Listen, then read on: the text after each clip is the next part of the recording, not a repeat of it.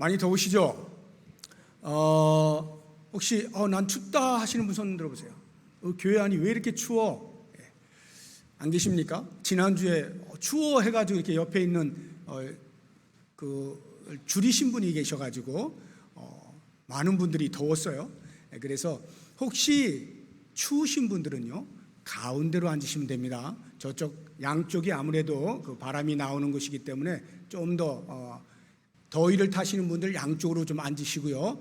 추위에 민감하신 분들은 가운데 쪽으로 이렇게 앉으시면 좋으리라 하는 생각이 듭니다. 계속해서 폭염인데 아무쪼록 우리 모든 성도님들 건강 유의하시고 이럴 때일수록 더 짜증내지 마시고 기뻐할 일들 찾으시면서 웃으시고 이렇게 행복하게 사시면 좋겠습니다. 오늘 말씀을 전하기 전에 우리 요한일서 5장, 제가 하나님께로부터 난 자로부터 시작해서 몇 주 동안 이렇게 말씀을 드렸는데, 잠시 요약을 해보면 하나님께로부터 난 자의 의미는 위로부터 났다, 즉 하나님의 은혜로 우리가 구원을 받아 하나님의 자녀가 되었다, 이렇게 말씀을 드렸습니다. 그러니까 하나님의 자녀가 된 우리들을 바라보는 세상, 사탄이 배가 아플 수밖에 없겠죠. 원래 자기가 마음대로 주무르던 자기의 소유권이라 생각했던 사람이 하나님께로 가게 되어지니까 배가 아파서 견디지 못하는 거예요. 다시 그 소유권을 찾아오기 위해서 술수를 사용하는데, 하나는 위협으로 또 다른 하나는 유혹으로 그렇게 믿음을 무너뜨리려고 공격을 합니다. 그러나 우리는 넘어지지 아니할 비결을 가지고 있죠. 세상을 이기는 것은 우리의 믿음이라 해서 믿음으로 우리는 모든 사탄의 공격을 다 견뎌냅니다. 그러면 우리가 믿는 그 믿음의 내용이 무엇이냐? 예수는 그리스도, 예수는 그리스도. 역사적으로 이 땅에 태어나셔서 하나님의 거룩한 사명을 감당하기 위하여 십자가에 죽으셨던 그 예수가 바로 우리의 구세주가 되시고 우리 모든 인간의 삶의 주인이 되신다 하는 이 믿음이 세상을 이긴다 말씀을 드렸고, 예수가 그리스도이심을 증거하는 세 가지 증거가 있는데, 예수님께서 물세례를 받으실 때 하늘로부터 소리가 난 것의 내용을 보시면 이는 내 사랑하는 아들이라 말씀하시고, 십자가에서 죽으실 때도 역시 마찬가지로 그리스도로 죽으셨고, 무엇보다 성령께서 예수는 그리스도임을 증언하는 이러한 증거들을 우리가 살펴보았습니다. 이제 오늘 우리가 함께 생각을 해볼 것은 그 말씀들에 이어서, 그러면 내가 믿음으로 구원을 받았고 믿음으로 하나님의 자녀가 되었는데 구원받음의 의미가 무엇이냐? 내가 하나님의 자녀 되었다는 말의 의미가 무엇이냐? 구원의 결과가 무엇이냐? 구원받아서 나에게 무엇이 좋단 말인가? 이 부분에 대해서 함께 생각을 해보려고 합니다. 성경은 우리에게 두 가지로 이야기를 하고 있습니다. 하나는 장소적 개념으로 설명하고 있고 또 다른 하나는 시간적 개념으로 설명을 해요. 하나님의 자녀가 되어서 받는 복이 뭘까? 장소적 개념으로 보면 천국에 들어간다 하는 것입니다. 그래서 우리는 전부 예수 믿으면 천국 가죠. 일제강점기 시대 때 많은 국민들이 어려워하고 있던 때에 최권능 목사님, 원래 본명은 최봉석 목사님이죠. 그분이 외친 거가 있잖아요. 예수천당 불신지옥, 예수천당 불신지옥. 힘들고 어려운 이 땅의 삶에 주눅들지 말고 저 천국을 바라보라는 거죠. 예수를 믿으면 천국에 들어간다 해서 예수천당 불신지옥을 외쳤죠. 또 하나의 개념이 있는데, 시간적 개념으로 하나님의 자녀된 자의 축복이라고 한다면 그것은 영원한 삶을 누리는 것, 영생입니다. 이 영생에 대하여서 예수천당 불신지옥 이 말을 패러디해서 만약 쓴다고 한다면 예수 영생, 불신 영벌 이렇게 됩니다. 예수 믿으면 영원한 생명을 얻고 믿지 않으면 영원한 벌에 처하게 된다, 이런 말이죠. 이 영생과 영벌은 제가 지어낸 말이 아니라 성경이 우리에게 이야기하고 있는 거예요. 구약에서 한 구절, 신약에서 한 구절 여러분들에게 소개를 해드리겠습니다. 다니엘서 12장 2절인데요. 땅의 티끌 가운데에서 자는 자 중에서 많은 사람이 깨어나 영생을 받는 자도 있겠고 수치를 당하여서 영원히 부끄러움을 당할 자도 있을 것이며, 영원히 부끄러움을 당하는 수치, 이것이 영벌이죠. 보다도 명확하게 예수님께서 이렇게 말씀하셔요. 마태복음 25장 46절에 보면 비유의 말씀을 하시면서 마지막 심판날이 되면 양과 염소를 가릴 것이다, 양은 우편에 염소는 좌편에 있게 될 것이다 하면서 하나님을 믿는, 예수님을 믿는 자들이 양으로 우편에 있을 것이다, 그렇지 않은 자들은 염소로 좌편에 있을 것이다. 이 비유의 말씀을 주시면서 결론으로 이렇게 표현합니다. 그들은 영벌에, 왼쪽에 있는 예수 믿지 아니하였던 사람들, 그들은 영벌에, 의인들은 영생에 들어가리라. 그래서 이 영벌과 영생, 성경이 우리에게 분명하게 이야기해 주고 있는 개념인 것입니다. 이렇게 예수를 믿어서 구원을 받았다 또는 하나님의 자녀가 되었다 하는 누림의 권세가 이와 같이 천국에 들어가고 그 천국에서 영원히 산다라고 하는 것인데요. 이 부분에 대해서 지난 금요일에 우리 금요 기도회 때 할렐루야 찬양대 주관으로 드리면서 할렐루야 찬양대가 나와서 특송을 했어요. 그 특송의 그 곡이 제가 처음 들은 것인데 박자는 조금 어렵고 이렇게 하지만 그 음률과 가락이 너무 이렇게 와닿는 그러한 가락이었고, 또 특히 내용이, 가사가 제가 눈여겨 보여지는 그러한 가사여서 여러분에게 전체를 다 소개해 드릴 수는 없고 부분만 잘라서 여러분에게 한번 소개를 해 드릴 텐데요. 빛을 비추소서라고 하는 제목을 가진 찬양인데요. 이러한 가사가 있어요. 이 땅은 우리가 잠시 머무는 것을, 영원한 천국을 볼 수 있게 누구든지 그 이름 부르는 자는 영원한 생명으로 눈물 없이 살 수 있는 진리, 십자가의 그 피로 맺으신 언약, 영원토록 주님과 저 하늘에서 노래하리라. 맨 끝에 보시게 되면 영원토록, 시간 개념이죠. 영원토록 주님과 저 하늘에서, 장소 개념이죠. 노래하리라 해서 예수 믿는 사람, 구원받은 사람이 누리는 복이 바로 이와 같이 저 천국에서 영원토록 주님과 함께 산다, 이 말입니다. 그러면 영원히 산다 하는 이 영생의 부분에 있어서 그냥 오래 살기만 하면 좋습니까? 그건 아니죠. 잘 살아야 좋은 거죠. 오래 사는데 행복하게 살아야 좋잖아요. 그래서 저 천국에서 우리가 누리게 될 영생의 삶의 질이 무엇이냐 할 때 복락이라고 말할 수가 있어요. 복락. 이 복락이라는 단어가 이제 한글로 말이죠. 번역되어진 게 우리 한글 성경에 딱 한 구절 나와 있습니다. 시편 36편 8절에 이렇게 나와 있어요.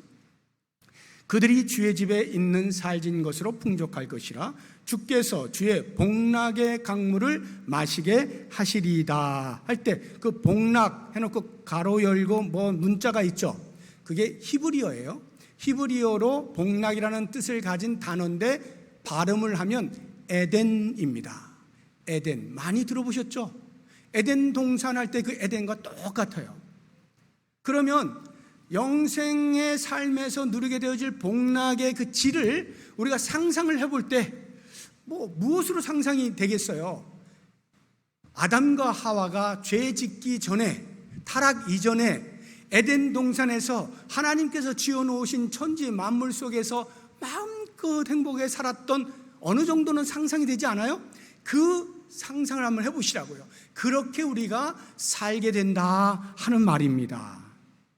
그래서 이 복락의 삶에 대해서도 역시 찬양의 가사를 보게 되어지면 잘 표현해 놓고 있는 것들이 있는데요. 지난 금요기도회 때 또 제가 처음 불렀던 찬양인데요. 그 찬양 가운데 가사가 또 이런 가사가 있더라고요. 주와 마주할 그때라는 제목을 가진 찬양인데 그 가운데 이런 가사가 있어요. 주와 내 영혼이 서로 마주할 그때에 여기는 이제 예수님 다시 오실 때 우리가 천국 들어갈 때를 말하는 거예요. 그때에 근심의 옷을 벗고 영혼을 살리. 주와 내 영혼이 서로 마주할 그때에 고뇌의 옷을 벗고 영혼을 누리리. 그러니까 영혼의 삶을 사는데 어떻게 해요? 근심과 고뇌, 슬픔과 눈물과 아픔과 사망도 없는 지고한 복락을 누릴 것이다, 이렇게 이야기를 하고 있거든요.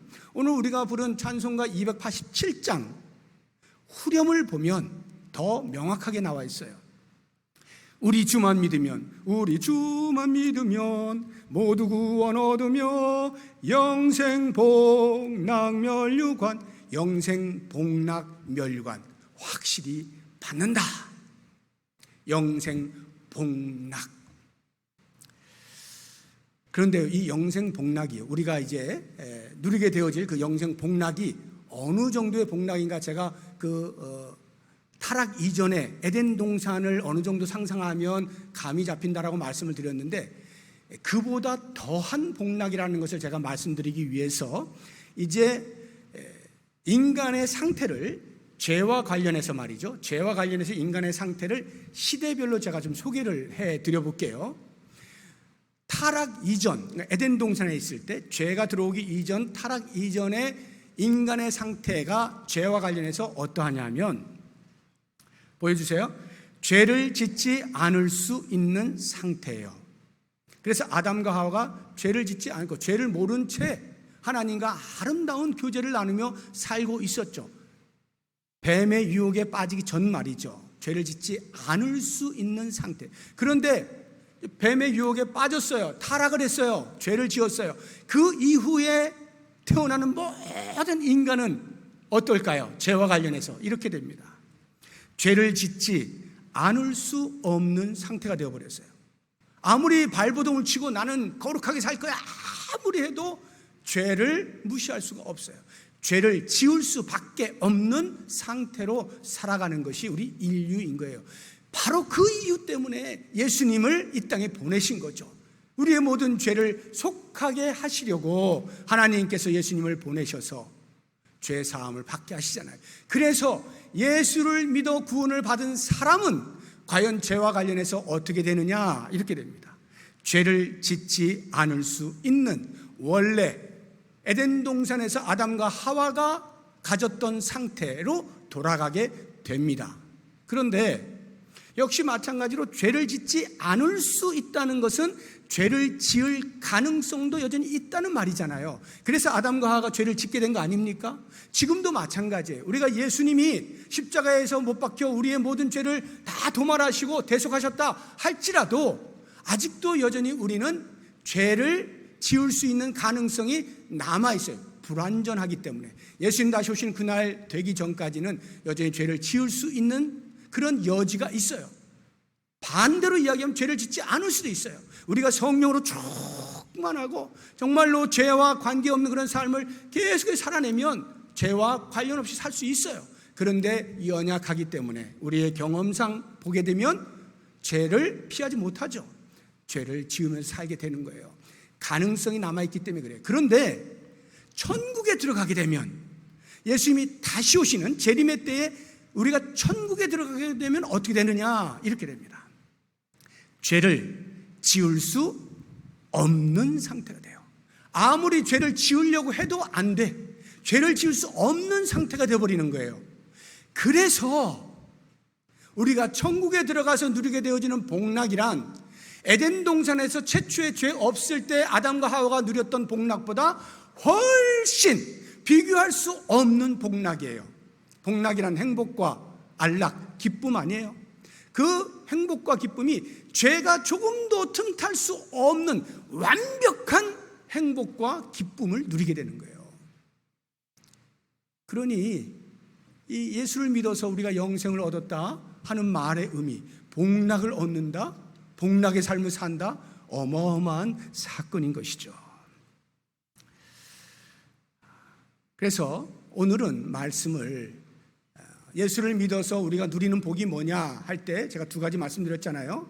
장소적으로는 천국에 들어가는 거고 시간적으로는 영원히 사는 것인데, 장소적 개념은 놔두고 오늘은 이 시간적 개념의 영생에 대해서만 같이 한번 말씀을 나눠보도록 하겠습니다. 영생. 그래서 오늘 말씀의 제목이 예수 생명이에요. 예수 생명. 12절의 말씀이 우리에게 그것을 잘 알려주고 있어요. 아들이 있는 자에게는 생명이 있고 하나님의 아들이 없는 자에게는 생명이 없느니라. 예수를 믿으면 생명을 얻는다는 거죠. 그 생명이 영원해서 영생이라고 말하는 거예요. 이 생명, 영생에 대해서는 예수님께서 당신 스스로를 가리켜서 내가 생명이라고 말씀하셔요. 요한복음 14장 6절 한번 보세요. 예수께서 이르시되 내가 곧 길이요 진리요 생명이다 이렇게 얘기해요. 내가 생명이다 말씀하시는 거예요. 그래서 예수님은 제자들을 향해서 내가 너희들에게 영생을 준다 이렇게 분명하게 말씀을 하십니다. 요한복음 10장 27절 이하를 보시면 내 양은 내 음성을 들으며 나는 그들을 알며 그들은 나를 따르느니라. 내가 그들에게 영생을 주노니 영원히 멸망하지 아니할 것이고 아무도 내 손에서 빼앗을 자가 없다. 예수님이 말씀하시는 거예요. 내가 영생 줘. 너희들 나를 믿기만 하면 내가 너희들에게 영생을 준다 말씀하셔요. 그렇다고 하면 과연 예수를 믿으면 우리에게 영생이 있느냐? 예수가 과연 생명인가? 이 부분에 대해서 오늘 본문의 말씀이 우리에게 세 가지 증거를 제시하면서 확신을 심어주는데요. 그 첫 번째 증거가 하나님의 증언입니다. 하나님이 증언하시는 거예요. 9절 한번 보시기 바랍니다. 만일 우리가 사람들의 증언을 받을진대. 이것은 세상 법정을 이야기하는 겁니다. 세상 법정에서 증인석이 있잖아요. 그 증인석에 증인을 세워서 증언하게 하잖아요. 그렇게 하다가 그 증언이 신빙성이 있다라고 판단이 되어질 때 그 증언의 내용을 따라서 법을 판결하지 않습니까? 판사가 굉장히 이 증인의 역할이 중요하잖아요. 그럴진데 하물며 이 얘기예요. 하물며 하나님의 증거는 더욱 크도다. 하나님의 증거는 이것이니 그의 아들에 대하여 증언하신 것이니라. 하나님이 뭘 증언하시냐? 아들에 대한 증언인데 아들의 무엇을 증언하는가? 11절 보세요. 또 증거는 이것이니 하나님이 우리에게 영생을 주신 것과 이 생명이 그의 아들 안에 있는 그것이니라. 예수 그리스도 안에 생명이 있음을 하나님께서 증언하신다고 말씀하시는 것입니다. 하나님의 증언의 특징은요, 두 가지로 생각하면 하나는 확실해요. 진실하기 때문에 확실해요. 사람의 증언은요, 물론 본 대로 들은 대로 말하는 게 증인의 사명이기 때문에 그렇게 하지만 사람이 불완전하잖아요. 그러니까 실수할 수가 있어요. 본 게 잘못될 수가 있고 들은 게 잘못될 수가 있어요. 또는 보고 들은 게 맞더라도 말을 표현하는 것이 잘못될 수 있어요. 실수가 있을 수가 있어요. 사람의 증언은요. 그런데 하나님은요, 사람이 아니시기 때문에 실수가 없으셔요. 거짓말을 모르시는 분이에요. 오직 진실하신 분이에요. 성경이 우리에게 그것을 증명해 주고 있죠. 민수기 23장 19절 보시면 하나님은 사람이 아니시니 거짓말을 하지 않으시고 인생이 아니시니 후회가 없으시도다. 어찌 그 말씀하신 바를 행하지 않으시며 하신 말씀을 실행하지 않으시랴. 이렇게 말씀해요. 신명기를 보시면 32장 4절인데요. 그는 반석이시니 그가 하신 일이 완전하고 그의 모든 길이 정의롭고 진실하고 거짓이 없으신 하나님이시니 공의로우시고 바르시도다. 하나님이 증언하셨다 하면 그 증언의 내용은 무조건 확실한 거예요. 조금의 의심이 필요 없는 확실한 증언이다 하는 것입니다. 뿐만 아니라 나아가 하나님의 증언은 매우 무게가 있어요. 중요하다는 거예요. 무슨 말이냐 하면요, 원래 하나님은 증인석에 서시는 분이 아니죠. 판사석에 계시는 분이에요. 재판을 하시는, 그래서 증인의 소리를 들으시는 분이지 당신이 증인석에 내려가서 손들고 선서하면서 증언하시는 분이 아니거든요. 그런데 하나님이 증언하신다는 거예요. 이게 무슨 말일까요? 그 증언의 내용이 너무나 중요하다는 거죠. 너무나 중요하니까 판사석에서 뛰어내려가서 손들고 내가 증언할게 할 만큼 그 내용이 중요하다는 게 뭐예요? 그게 예수 생명. 예수 믿으면 영생을 얻는다. 이거 하나님이 직접 증언을 하신다는 거예요. 그만큼 우리 인생을 사랑하시고 한 영혼이라도 죽게 돌아오는 것에 대한 간절한 기대가 있으시다는 거죠. 하나님의 열심을 보여주고 있는 대목이에요. 이렇게 하나님의 증언은 확실하다는 것과 그 중요도에 있어서 비교할 수 없는, 사람의 증언과는 비교할 수 없는 그러한 무게감을 가지고 있는 것입니다. 그래서 바로 이것, 예수 믿으면 영생을 얻는다는 이것은 곧 하나님 아버지의 뜻이에요. 요한복음 6장 40절 보시면 내 아버지의 뜻은, 예수님께서 말씀하시는 거예요. 내 아버지, 하나님 아버지의 뜻은 아들을 보고 믿는 자마다 영생을 얻는 이것이다. 이렇게 말씀을 하시는 거죠. 예수가 생명이다, 예수 믿으면 영생을 얻는다 하는 두 번째 증거는 내적 증거입니다. 내적 증거. 성도 내면에 있는 증언이에요. 10절을 한번 보십시오. 앞부분을 보시게 되면 하나님의 아들을 믿는 자는 자기 안에 증거가 있고, 이렇게 표현해놨죠. 성도 안에 증거가 있다. 이것을 저는 내적 확신이라고 표현을 하고자 합니다. 내적 확신. 이 내적, 예수는 생명이시다 하는 하나님의 외적인 증언이 성도 개인의 삶에 내면으로 들어와 내적 확신이 되어질 때에 비로소 예수 생명의 효과가 발생하게 되어지는 거죠. 예수 생명이 얼마나 놀라운 은혜인가를 느끼고 누릴 수 있는 방편이 바로 내적 확신이에요. 만약 이 내적 확신이 없다면 하나님의 증언, 예수가 생명이다, 예수 믿으면 영생을 얻는다는 하나님의 증언은 거짓말이 되어버리겠죠. 10절 뒷부분을 한번 보세요. 하나님을 믿지 아니하는 자는 하나님을 거짓말하는 자로 만드나니 이는 하나님께서 그 아들에 대하여 증언하신 증거를 믿지 아니하였습니다. 이렇게 말하고 있습니다. 가만히 생각해 보시면 하나님은 거짓말 못하시는 분이라고 했잖아요. 그런데도 불구하고 하나님의 증언을 믿지 않아요. 그러니까 나의 내면으로 증거가 되지 못하죠. 당연히 예수 생명의 혜택, 은혜를 누리지 못하게 되는 것입니다. 하나님의 증언이 그냥 이 대기를 떠도는 공허한 외침에 불과한 거예요. 한 귀로 듣고 한 귀로 흘려버려지는 무의미한 소리가 될 뿐인 것입니다. 거짓이 없으신, 확실히 중요한 그 하나님의 증언이 내 안으로 내적 확신이 되어지지 못할 때, 내 안에 증거로 삼지 아니할 때, 그것이 나에게는 생명 없음이 되어버린다, 이 말이에요. 그러면 여러분들은 전부 내적인 확신을 가지고 있는 분들이잖아요. 그래서 내가 예수를 믿는다라고 고백을 하고 있고 그 예수님으로 말미암아 내가 영생을 받은 것을 알고 있잖아요. 그런 내적 확신의 근거가 무엇이냐 이거예요. 여러분은 무엇에 근거해서 내적 확신을 가지고 있습니까? 그래, 나는 예수 믿는 사람이야. 예수 믿으면 나는 영생을 얻어. 영생을 난 받은 사람이야. 이렇게 여러분이 가지고 있는 그 내적인 확신이 무엇에 근거하냐 말이에요. 확신이라고 하는 말, 그 단어 자체는요, 우리에게 이런 개념을 주는 거예요. 자기 신념, 굳은 의지, 이를 악물고 내가 확신해 한 자기 신념이 들어가 있어요. 그 개념 속에는 확신이라고 하는 말 속에 저 사람이 나를 해코지하지 않을 거야, 나는 확신해 라고 하면 나의 의지, 나의 신념이에요. 저 사람과는 관계가 없다고요. 내 신념이에요. 나는 그렇게 믿을 거야, 이렇게 하는 거거든요. 그런데 지금 제가 말씀드리는 우리 내면의 증거가 되어지는 이 내적 확신이라고 하는 것은 나의 신념과 의지에 근거하지 아니해요. 그럼 뭐냐? 하나님의 외적 증언.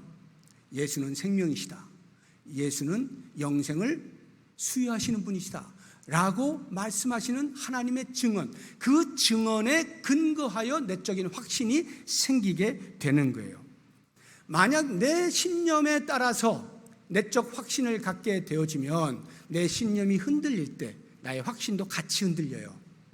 내 감정이 좀 흐리멍텅해지면 나의 확신이 같이 흐리멍텅해지는 거예요. 그런데 하나님의 증언은 결코 변하지 아니하고 온전한 진실 위에 세워져 있고 그 무게가 막중하기 때문에 그 하나님의 증언 위에 세워진 내적 확신은 나의 상태, 나의 환경, 상황과 전혀 관계없이 구원의 뿌리를 깊게 내릴 수가 있는 거예요. 흔들리지 아니하는 거예요. 이것이 구원의 확신이잖아요.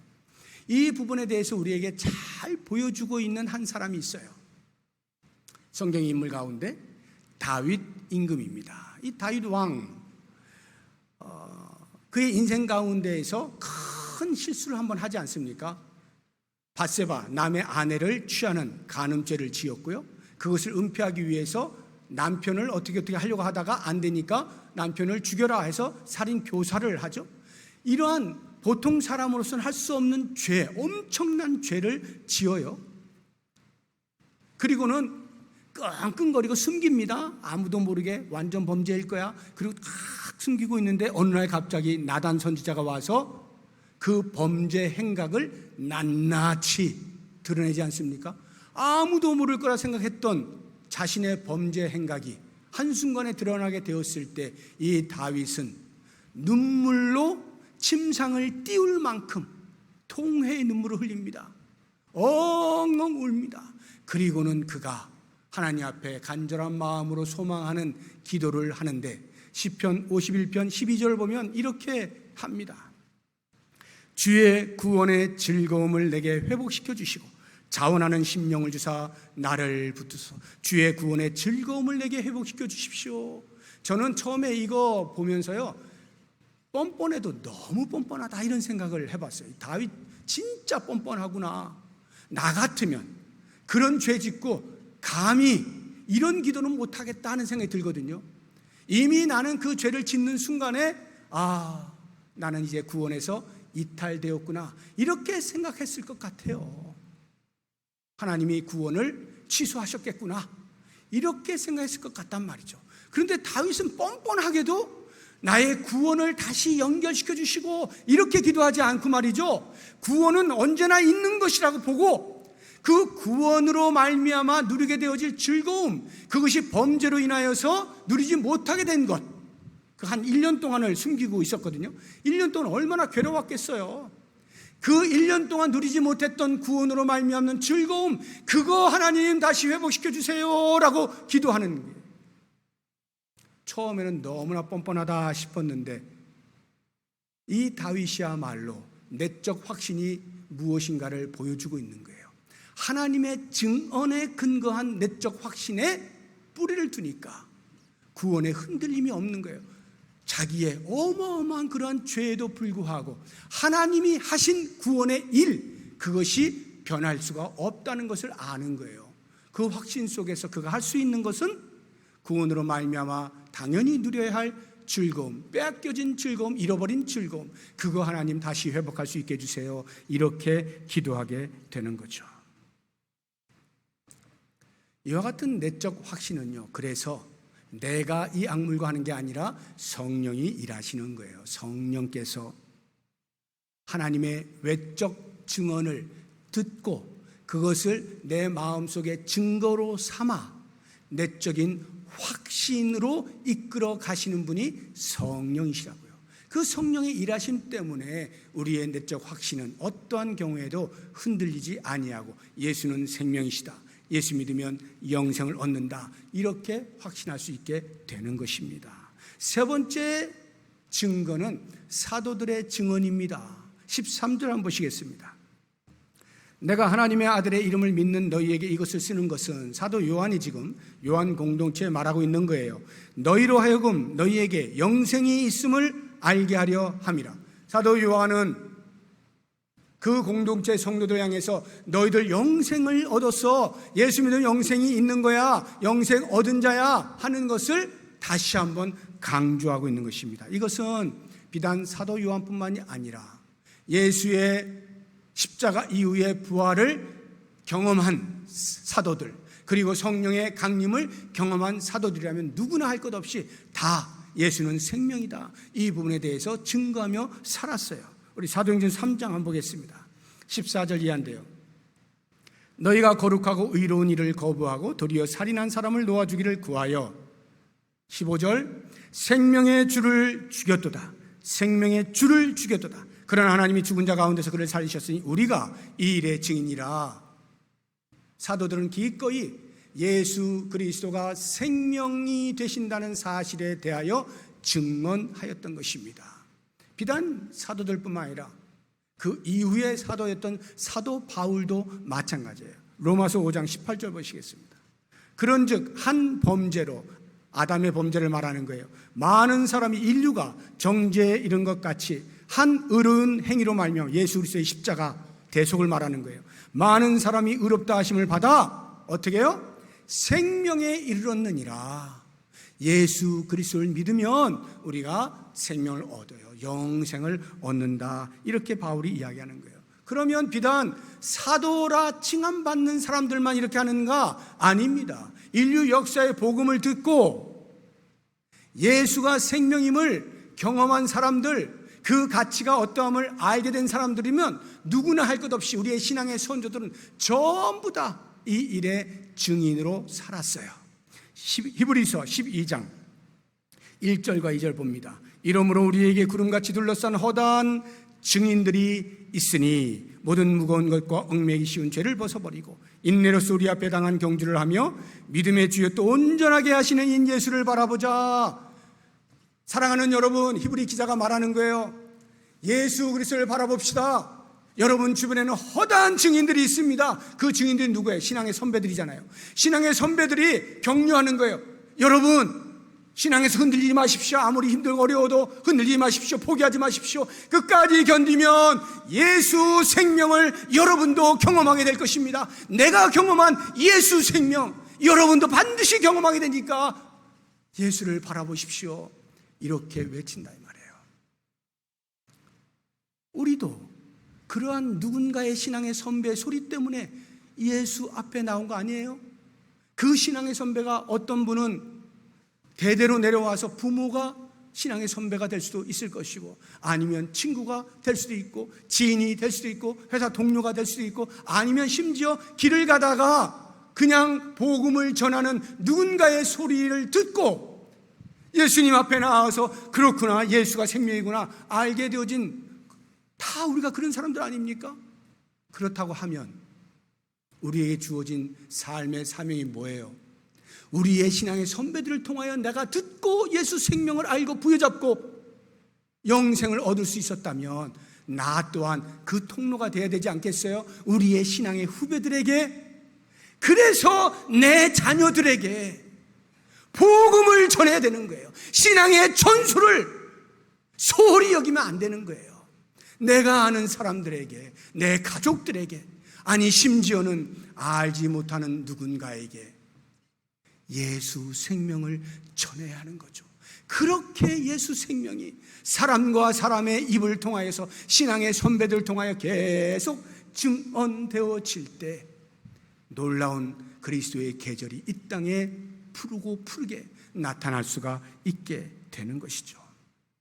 사랑하는 성도 여러분, 이제 오늘 말씀을 제가 정리를 하는데요, 예수를 믿으면 영생을 얻는다 했어요. 이 영생의 가치가 어느 정도인가? 제가 죄와 관련되어진 인간의 상태를 표현해서 말씀을 드렸어요. 또 다른 하나를 한번 말씀을 드려볼게요. 이 영생의 가치, 우리가 누리게 될 이 영생의 가치가 어느 정도인가? 여러분, 이 땅을 사는 동안에 나 하루라도 빨리 죽고 싶다 하시는 분 혹시 계십니까? 물론 어떤 특별한 경우에 그런 생각을 가지시고 준비하고 계시는 분이 계실 수도 있지만, 대부분 우리들은 자연 본능적으로 하루라도 더 살고 싶은 것이 솔직한 심정이에요. 어떤 죽음의 위기 가운데 있으면 하나님 살려주세요 이렇게 하지, 아 이제 죽는구나, 하나님 나라 가는구나 이렇게 받아들이는 사람 흔치 않습니다. 우리의 모습은요, 대부분 죽음이 두려워요. 하루라도 더 살고 싶어요. 그런데 그 하루라도 더 살고 싶은 이 세상이 그렇게나 살고 싶은 세상입니까? 정말로 안 살면 큰 손해볼 것 같은 그런 세상인가요? 옛날에 비하면 살기 좋은 세상이라고 다들 이야기하지만 그래도 여전히 눈물이 있고 슬픔이 있고 아픔이 있고 각종 범죄가 세상에 가득하고 들려오는 뉴스를 들어보면 더 이상 듣고 싶지도 않을 만큼 그러한 악이 가득한 곳이 이 세상 아니에요? 그런데도 불구하고 하루라도 더 살고 싶은 우리의 심성이라고 한다면 하물며 이 땅에서는 도무지 찾아볼 수 없는, 이 땅에서 볼 수 있는 것들을 도무지 찾아볼 수 없는 저 천국에서의 복락의 삶을 영원히 살게 되어지는 그 영생의 가치는 과연 무엇으로 비교할 수가 있겠어요? 이 놀라운 영생의 가치. 그런데 아쉽게도 이게 지금 당장 내가 누리는 게 아니라 미래에 누리게 되는 거잖아요. 영생이 미래의 개념이잖아요. 언제가 미래예요? 내가 죽고 예수님이 다시 오시는 그때로부터 누리게 되어질 복락 아닙니까? 미래적 개념이어서 아쉬운 거예요. 그런데 정말 영생이 미래적 개념으로만 끝날까요? 언젠가 누리게 되어질 그거 내가 소망하면서 그래 오늘 내가 버티고 살아보자 이 정도일까요? 아닙니다. 미래에 누리게 될 삶, 그 영생의 삶은요 지금 우리가 현재에도 얼마든지 누릴 수 있어요. 그것을 제가 증명하기 위해서 믿음으로 영생을 얻는다라고 말씀을 드렸는데 그 믿음에 대한 정의를 한번 소개해 드려 볼게요. 언젠가도 제가 소개해 드렸는데 영어로 소개되어지는 거예요. 제가 해석을 해드릴 테니까 한번 보십시오. Faith, 믿음이에요. is living, 사는 것이다. The future, 미래를 사는 것이다. 언제? In the now 하고 강조를 했죠. 지금 미래를 사는 것이 믿음이다 이 말이에요. 무슨 말이에요? 믿음으로 미래에 우리가 누리게 되어질 그 영광스러움을 당겨서 현실, 지금 이 순간 내가 살아낸다, 누린다 이 말이거든요. 그러면 믿음으로 영생을 얻는다라고 할 때 그 영생이 미래적 개념이라고 했는데 미래의 복락을 누리게 되어질 것, 이렇게 미래에 누릴 그것을 지금 내가 당겨와서 이 현실 세계 속에서 영생의 복락을 누릴 수 있다는 말입니다. 그러면 과연 그 영생을 지금 내가 누리는 게 뭡니까? 보여주시오 라고 한다면 제가 두 가지를 보여드리려고 해요. 혹시 여러분들이 그건데 내가 몰랐구나 깨달으시면 참 좋겠어요. 우리는 보통 복하면 기본적으로 많이 갖는 거, 별일이 없는 거, 아주 평화로운 거 이렇게만 생각하기 때문에 미처 영생, 미래에 누리게 되어질 그 영생의 복락을 우리가 놓치기가 쉬운데 제가 드린 두 가지 말씀을 잘 기억을 하십시오. 하나는 담대함입니다. 담대함. 뭐냐면 고난이 많잖아요. 어려움이 많아요. 문제가 많아요. 고통이 많아요. 그러한 고통 가운데서 버틴다는 거예요. 담대하게. 힘들어가지고 끙끙거리고 물론 육체적으로 힘들 수 있죠. 그러나 우리의 영이 맑아서 그러한 고난 가운데서 담대해요. 왜? 이 땅은 잠시 있다 갈 거잖아요. 여러분 우리가 100년 산다고 해봐야 영원이라고 하는 시간과 비교하면요 점도 안 돼요. 점도 안 돼. 그 점도 안 되는 짧은 시간에 잠시 겪는 고난, 그것 때문에 내가 영원히 누리게 되어질 복락을 끙끙거리고 지금 막 울고불고 이렇게 살아야 되겠어요? 영생을 지금 내가 살아내는 거예요. 그래서 그런 고난을 견디는 겁니다. 넉넉하게. 심지어는요 고난의 끝인 죽음조차도 나를 어찌하지 못하는 거예요. 영생을 소유한 사람에게는요 죽음도 어찌하지 못해요. 그래서 죽음을 맞이할 때 그렇게 아등바등하지 않습니다. 하루라도 더 살려고 아등바등하지 않아요. 왜? 영생이 있기 때문에 그래요. 영생을 소유한 자는요 죽음 앞에서 담대합니다. 제가 언젠가도 한번 소개를 해드린 적이 있어요. 저와 함께 사역하던 여전사님이 돌아가실 때 가족들을 불러놓고 유언을 한 거예요. 여러분, 슬퍼하지 마시오. 나는 지금 천국에 들어가 영생 복락 누립니다. 그러므로 제가 죽으면 축 천국 입성이라 말하십시오. 이렇게 유언을 남기고 죽으셨어요. 이게 그냥 이렇게 아이고 그게 뭐야 이렇게 치부할 내용이 아닙니다. 얼마나 믿음의 확신이 있으면 영생을 현재 살아낸 사람이 할 수 있는 고백인 거예요. 나는 이제 영생 복락의 자리로 갑니다. 그러니 그런 죽음조차도 두려워하지 않는 인생이라고 한다면 어떤 어려움이 나의 믿음을 무너뜨릴 수가 있을 것이고 나를 힘들게 할 수가 있을 것이고 인상을 쓰면서 죽지 못해 사는 듯이 그렇게 살게 되겠습니까? 성도는 그렇게 사는 사람이 아니죠. 영생을 소유한 사람은 담대한 거예요. 한 가지 더, 담대할 뿐만 아니라 넉넉하게 살아요. 넉넉하게 삽니다. 우리는 보통 넉넉하게 산다면 많이 가져야 넉넉하다는 생각을 하죠. 많이 가져야 넉넉하잖아요. 저는 반대로 이야기하고 싶어요. 넉넉하게 살고 싶습니까? 욕심을 내려놓으십시오. 욕심을 내려놓으십시오. 많이 갖고자 하는 욕심을 내려놓으면 넉넉하게 살 수 있어요. 많이 가지면 넉넉할 것 같지만요, 그 사람의 마음에는 끊임없는 욕심이 있기 때문에 항상 2%의 부족을 느껴요. 갈증을 느껴요. 나보다 조금 더 많이 가진 사람이 자꾸 보이는 거예요. 아이고 저 사람, 아이고 저 사람. 끝없이 욕구가 있어요. 그래서 풍족을 알지 못해요. 늘 부족에 대한 갈증. 그러니 넉넉한 삶을 살 수가 없죠. 조금이라도 더 움켜잡으려고만 할 뿐이에요. 그런데요, 넉넉한 사람, 영생을 소유한 사람은요, 물질을 많이 모으는 데 집중하지 아니하고 그 가지고 있는 물질을 어떻게 하면 좋은 곳에 쓸 수 있을까, 어떻게 하면 천국의 보화를 쌓는 그러한 삶을 사는 데 쓸 수 있을까를 고민하는 거예요. 어떻게 사용할 거에 대한 고민을 하면서 저 천국에서의 삶을 지금 이 짧은 시간에 준비를 한단 말이죠. 이게 넉넉함이에요. 이 넉넉한 삶은요, 물질에만 있는 게 아니에요. 사람과의 관계에 있어서도 마찬가지로 넉넉한 삶을 살 수가 있어요. 우리는요, 넉넉하지 않으면 사람과의 관계가 계속해서 치고받고 갈등이 끊임없이 일어나요. 왜? 자존심에 있어서 넉넉하지가 않은 거예요. 조금이라도 내가 자존심이 상할까, 조금이라도 누군가 나에게 상처를 내면 그거 지켜내려고 방받은 거예요. 그러니까 자꾸 다투는 거예요. 큰 소리를 내는 거예요. 내 자존심 그거 지켜보려고. 근데 넉넉한 사람은요, 자존심을 그냥 편안하게 내려놓는 거예요. 그래서 누군가가 이런 말을 하든 저런 말을 하든 어느 정도 소화를 시켜요.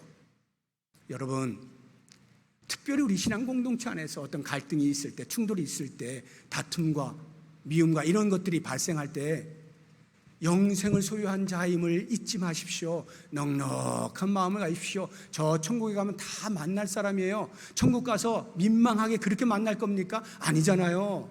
여기서 준비를 잘 했다가 저기 가서 그래 우리가 이런 사람들이었지 하고 그렇게 만나면서 영원히 살아야 될 거 아니에요. 영원히 민망하게 살 거예요? 안 되잖아요. 영생을 소유한 사람은 넉넉해집니다. 사랑하는 성도 여러분, 우리는 예수를 믿는 사람이에요. 영생을 소유한 사람이에요. 당연히 미래에 영원히 복락을 누리게 될 거예요, 저 천국에서. 그러나 지금 이 시간, 이 자리, 우리의 시공간 속에서도 얼마든지 영생으로 말미암는 복을 누릴 수가 있어요. 담대하고 넉넉한 삶으로 예수 믿음을 증명하며 살아갈 수 있는 우리 모든 성도님들 되시기를 주의 이름으로 축복합니다. 기도하겠습니다.